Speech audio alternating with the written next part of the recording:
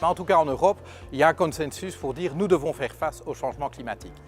Donc, c'est très clair que la rénovation du bâtiment, la performance énergétique du bâtiment est un ingrédient absolument crucial pour atteindre nos objectifs climatiques et tout ce que nous avons adopté comme législation aujourd'hui est encore insuffisant. Donc attendez-vous à ce que la législation se durcisse en matière de performance énergétique des bâtiments.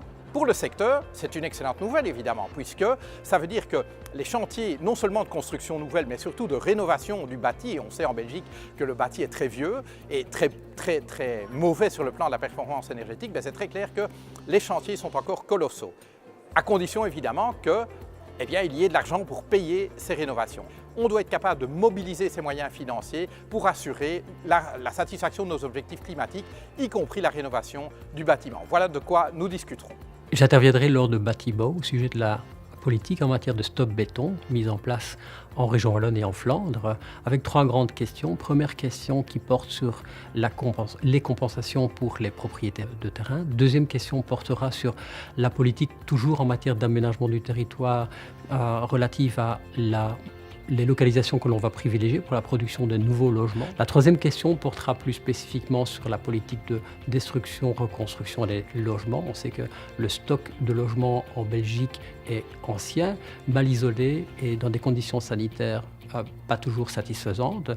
On se pose dès lors la question de savoir comment on peut améliorer ce stock à travers des opérations de destruction de bâtiments, reconstruction de bâtiments dans certaines localisations plus privilégiées. On est confronté dans notre pays à plusieurs problématiques brûlantes, si je puis dire. Une des premières problématiques, c'est comment rencontrer le défi climatique.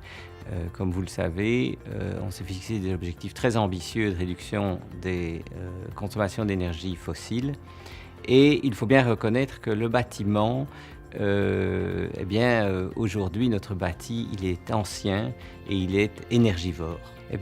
Lors du congrès que nous allons tenir à Batibo, nous allons voir comment on pourrait concilier l'ensemble de ces problématiques dans un plan visant à, d'une part, rencontrer les objectifs climatiques, mais aussi ceux de mobilité et d'aménagement du territoire avec une densification des périmètres urbains.